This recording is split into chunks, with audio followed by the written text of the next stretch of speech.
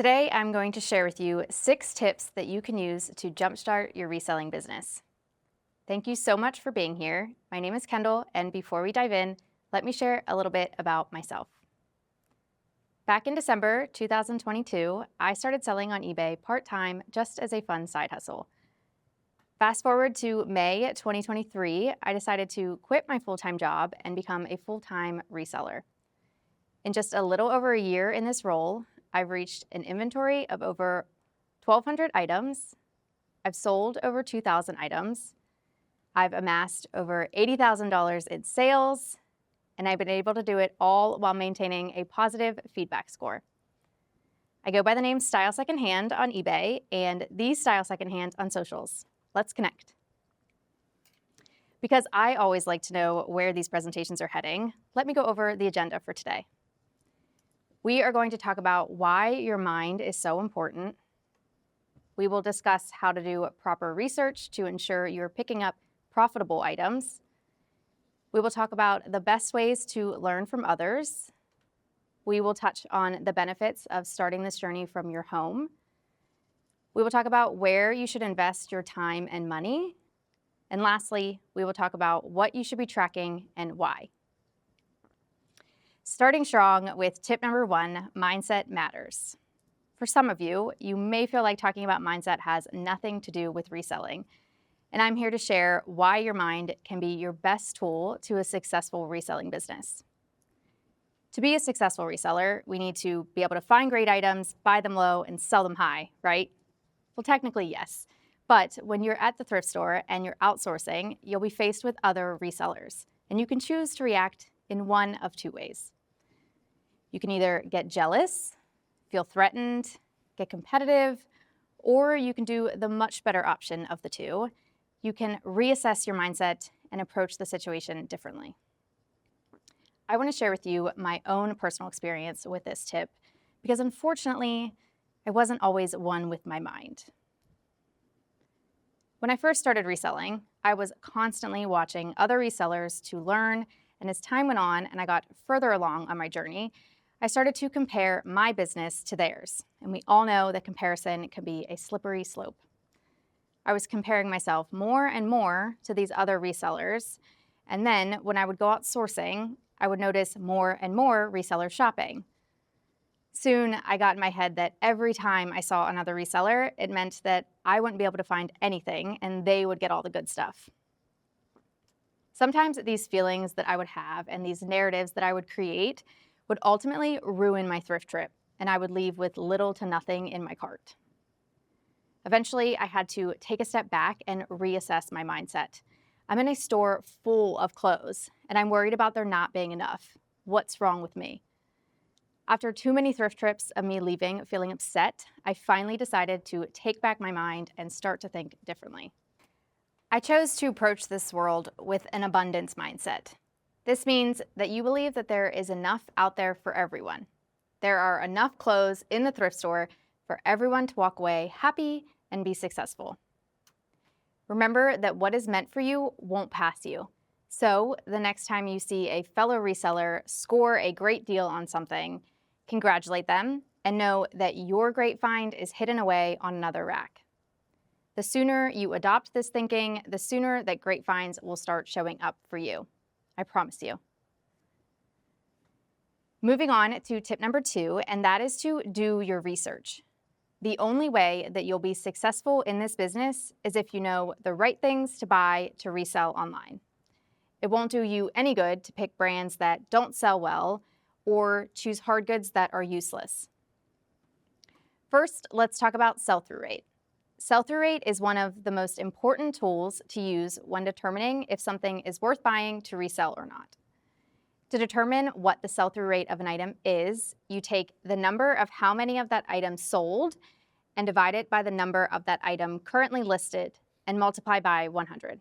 This will give you a percentage, or better known as the sell-through rate. Finding items with a high sell-through rate means that people are online shopping for that item. The higher the percentage, the higher the likelihood that that item will sell quickly, which is what we want. A low sell-through rate, or low percentage, means that not many people are looking for that item or it isn't selling quickly. Sometimes you must take the sell-through rate with a grain of salt depending on the item or time of year. For example, if you find a great puffer jacket that is a great brand in the summer, the sell-through rate might be low because people aren't necessarily searching and shopping for a puffer jacket.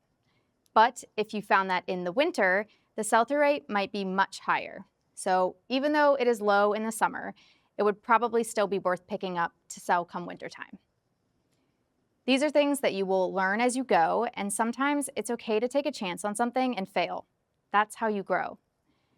I personally look up the sell-through rate of most of the items that I find while outsourcing. I like to know that I have solid sales in my cart and I'm not going to hold on to those items for long. As you progress and you learn more brands and you start selling more, you'll be able to pick up certain brands and know that they will move without looking up sell-through rate. But if you're just starting out, I highly recommend checking sell-through rate on most items. Sometimes a brand can be great, but certain styles within that brand might not be great. And the more research you do, the more knowledge you gain. Next, let's talk about comps, or comparable sales. Comps are the sale price of recently sold listings.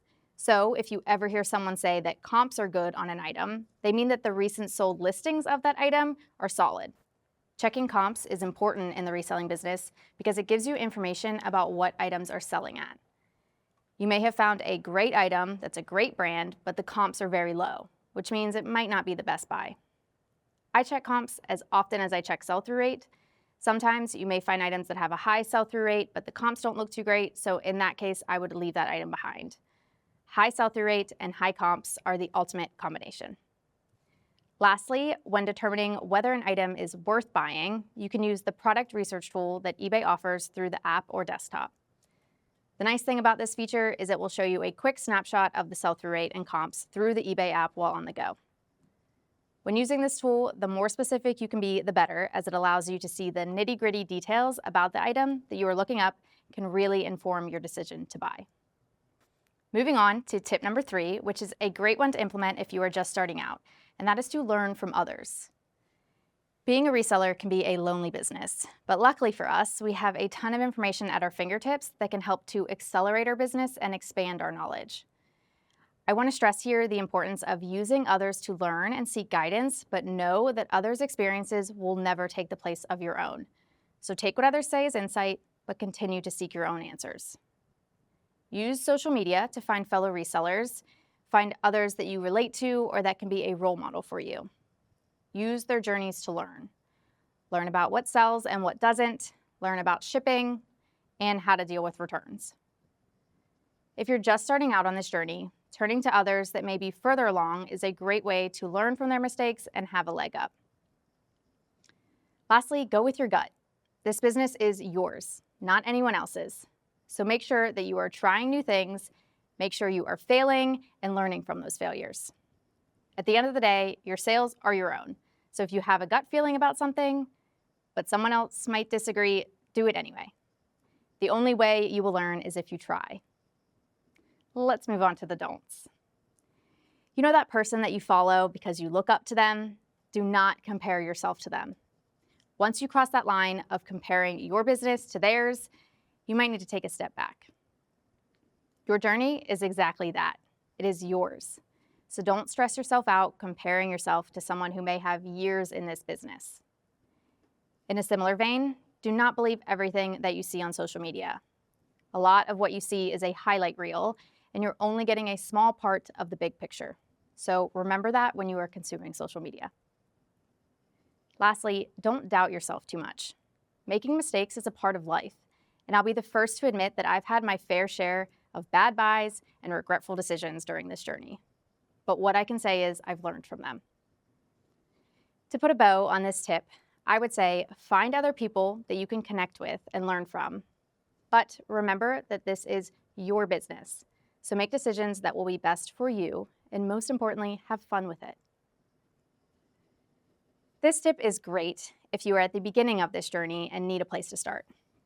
My advice, start at home.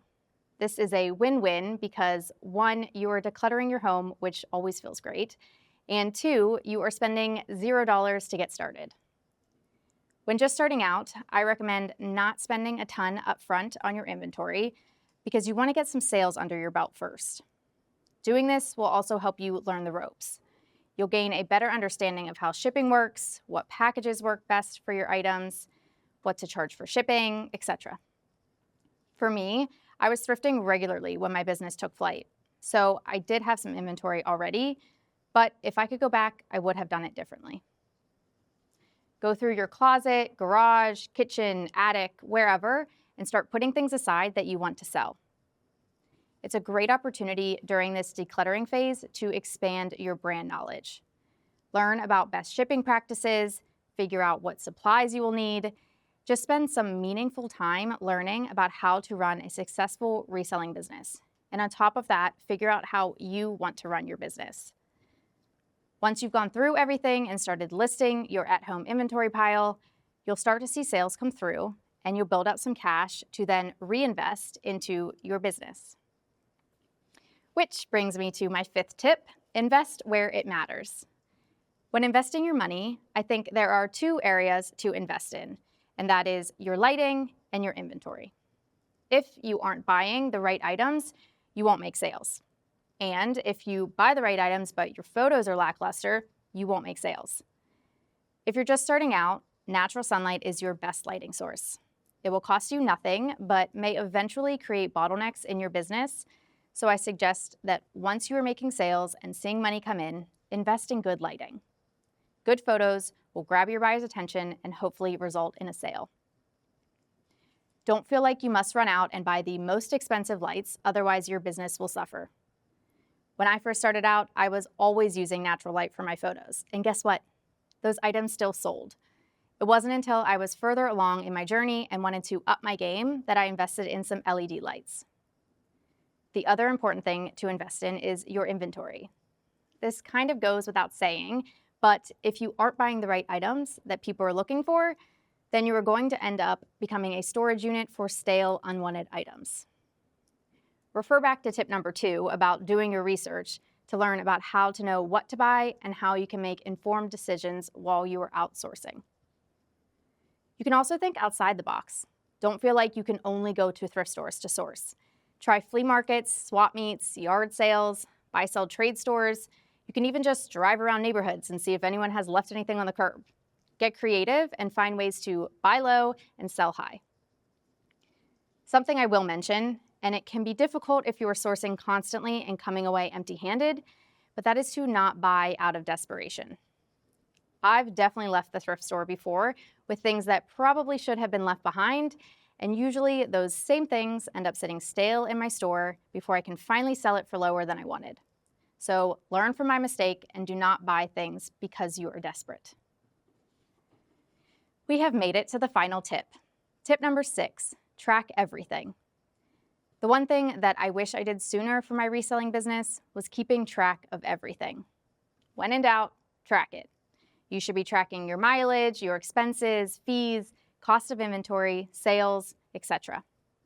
You can do this with a spreadsheet you make on the computer, use pen and paper, find free alternatives, or use apps that will take care of it for you. Just do something.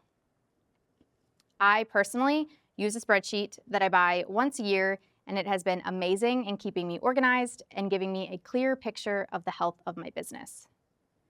Keeping track of everything helps immensely when you are gathering everything you need during tax season. In addition to tracking everything, I highly recommend opening a separate bank account that is for business purchases only. This would be the card you use for your thrift trips, your shipping labels, your shipping supplies, and anything else that is business related. Doing this will help to keep all of your business expenses under one roof. Even if you feel like that's silly for you to do at this stage of your reselling journey, just do it now. It'll save you any headaches that might be caused down the road. And we have made it to the end. Before we part ways, let's go over the key takeaways. Get your mind right. If your headspace is negative, your experience will be negative. Always do your research. Being a reseller means being a forever learner. Learn from others, but don't let their experience dictate yours. Start your reselling business at home. Build up your sales before you spend money. Invest where it matters. in good lighting and profitable inventory. And lastly, track everything.